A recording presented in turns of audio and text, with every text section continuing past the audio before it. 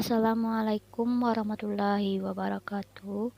Perkenalkan, nama saya Isti Rahmanda, NIM 1914070011, jurusan PGMIA BP 19, UIN Imam Bonjol Padang, dengan dosen pengampu Ibu Miliasari, SPD MSI. Pada video kali ini saya membahas materi yang pertama tentang fungsi referensi dalam karya tulis ilmiah. Yang pertama, pengertian referensi dalam KBBI online adalah buku perpustakaan yang tidak boleh dibawa keluar, harus dibaca di tempat yang telah disediakan. Buku-buku yang dianjurkan oleh dosen kepada mahasiswanya untuk dibaca. Buku wajib dan buku tersedianya lengkap di perpustakaan. Sumber acuan kamus dapat dipakai sebagai bahan dalam menulis suatu karya ilmiah. Tentunya membutuhkan sebuah referensi untuk memperkuat karya penulisan ilmiah.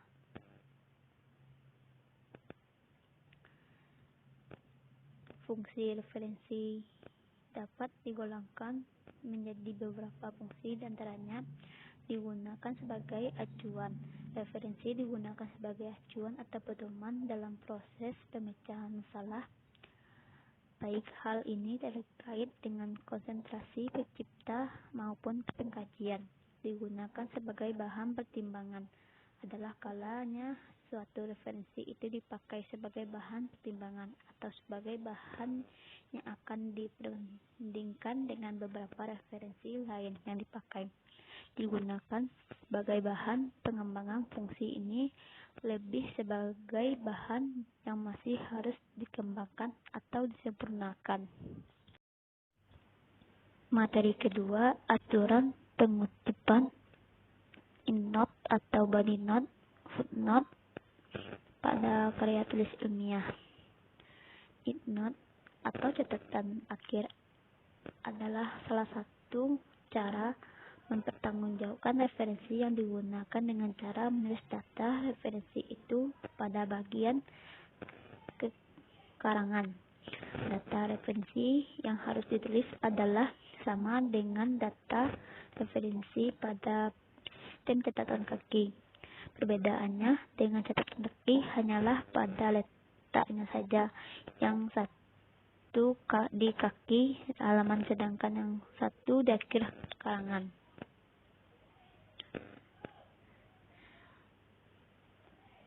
Body note atau cara catatan tubuh atau perut adalah suatu cara yang digunakan untuk mempertanggungjawabkan sumber referensi yang digunakan dengan menulis langsung di dalam teks. Caranya adalah data tentang referensi dimaksud ditulis di awal atau di akhir kutipan. Data referensi ditulis hanya meliputi tiga unsur, yaitu nomor halaman, publikasi, nama pengarang.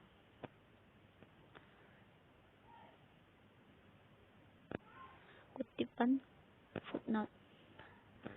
Catatan kaki merupakan salah satu cara yang digunakan untuk menandai identitas sumber rujukan. Bentuk penandaan ini digunakan sebagai pembaca dapat mengetahui sumber rujukan secara langsung pada halaman tempat kutipan berasal.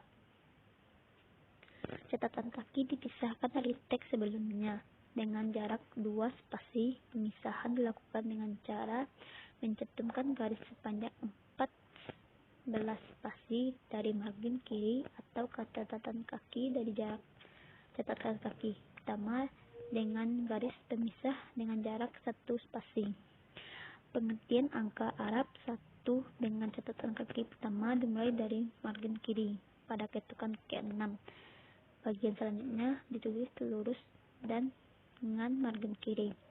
Catatan kaki didata dalam urutan nama penulis ditulis sesuai dengan nama aslinya tanpa mendahulukan nama akhir.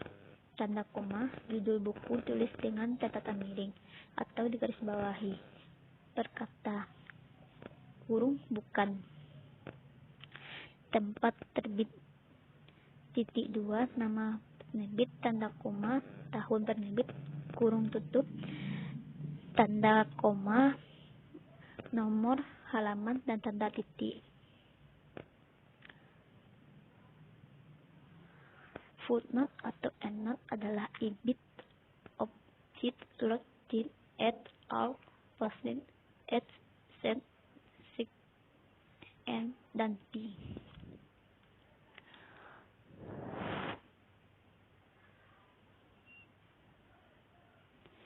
Ibid singkatan dari bahasa Latin ibem, yang artinya adalah bahwa catatan kaki sumber dimaksud sama dengan sumber atasnya. Ibid digunakan jika referensi tersebut ternyata sumbernya sama dengan sumber sebelum atau di atas secara langsung, belum diselingi oleh sumber lainnya, baik sumber halaman sama maupun tidak. Dari bahasa Latin ex quin, yang artinya dalam halaman berikut, bersifat tunggal, tidak lebih dari satu halaman. Jika ditulis menggunakan double key, maka artinya adalah beserta halaman-halaman berikut, maksimal 3 halaman. Pada prinsip halaman atau H adalah sama, yaitu menunjukkan dari halaman beberapa kita mengambil suatu kutipan. V, singkatan dari pagina, bahasa Latin atau bahasa Inggris adalah page.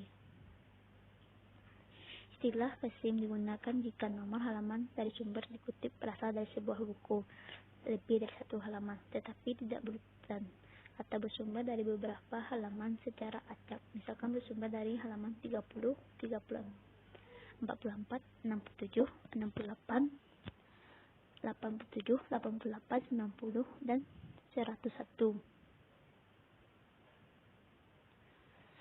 Sig berasal dari bahasa Latin yang artinya demikian atau begitu, artinya dalam teknis penulisan ilmiah.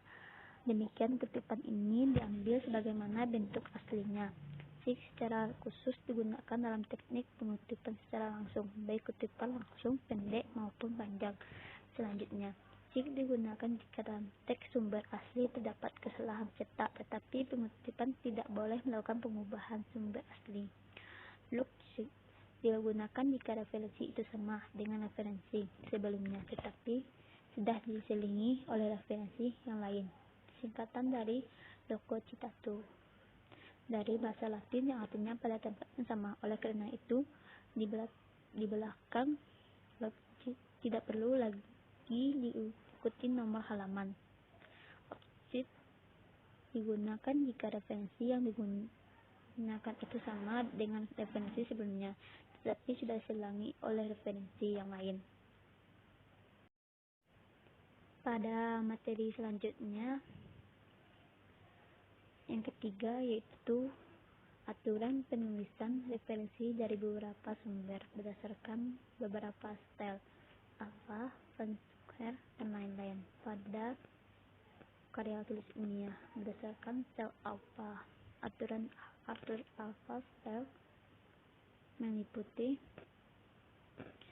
sumber kutipan dapat ditulis pada awal atau akhir kutipan. Jika sumber kutipan merupakan literatur terjemahan, maka yang disebut sebagai sumber adalah nama penulis asli, diikuti tahun penerbit literatur asli. Penerbit asli mencantumkan halaman sumber kutipan setelah tahun bersifat wajib jika teks yang dikutip jelas letak halamannya. Nama penulis suatu sumber kutipan hanya ditulis nama belakang, diikuti tahun dan halaman sumber kutipan. Dilanjutkan dengan isi teks yang dikutip. Jika penulis lebih dari 2 orang, hanya nama belakang penulis pertama yang ditulis sebagai sumber penutup, diikuti et al. Kemudian tahun dan halaman sumber kutipan. Jika penulis terdiri dari atas 2 orang, kata penghubung penulis pertama dan kedua menunjukkan simbol dan. Penetapan sumber kutipan tidak boleh mengaburkan bagian yang dikutip. daftar pustaka model apa. Jika kutipan artikel dari jurnal, nama dalam daftar pustaka ditulis nama pengarang, tahun penerbitan, tanda titik, judul artikel, tahun penerbit, tanda titik, judul artikel, tanpa dicetak miring dan tanpa garis bawah. Berkata nama jurnal yang ditulis huruf awal huruf kapital kecuali kata tugas yang digarisbawahi tanda koma, jurnal tahun keberapa, dan nomor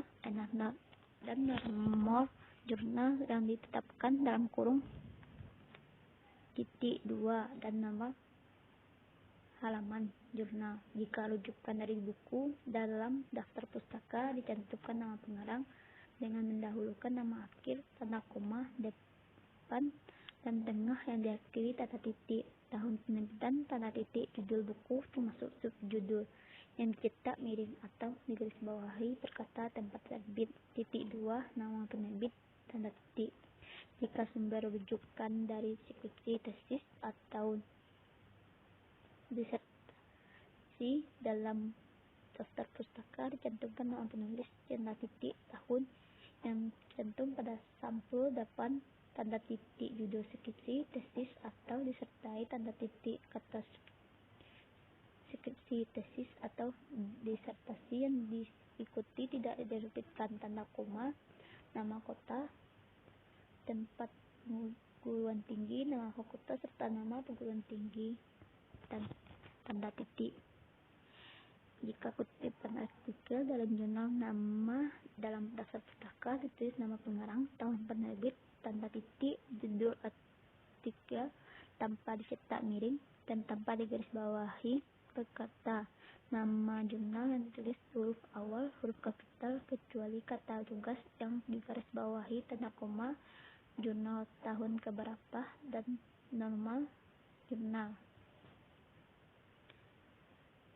Berdasarkan Vancouver, gaya Vancouver sering digunakan dalam penulisan jurnal ilmiah atau publikasi akademik. Umumnya, sistem penulisan ini disebut sebagai author number system. Dikarenakan sistem tulisannya yang merujuk menggunakan angka, gaya lebih populer di bidang kedokteran karena tidak membutuhkan terlalu banyak tempat, hanya perlu menuliskan nama dan tahun, sehingga mengurangi jumlah halaman. Langkah-langkah menulis daftar pustaka bergaya Vancouver meliputi nomor rujukan yang ada dalam karya tulis itu sama dengan urutan penulisan yang ada dalam daftar pustaka. Menggunakan urut angka, tidak perlu mengurutkan tahun publikasi ditulis, nama tidak perlu diurutkan berdasarkan alfabet. Angka tersebut menjadikan rujukan dalam sitasi sebuah karya tulis yang dibuat. Baiklah, mungkin hanya itu yang dapat saya sampaikan. Jika terdapat kesalahan, mohon maaf. Wassalamualaikum warahmatullahi wabarakatuh.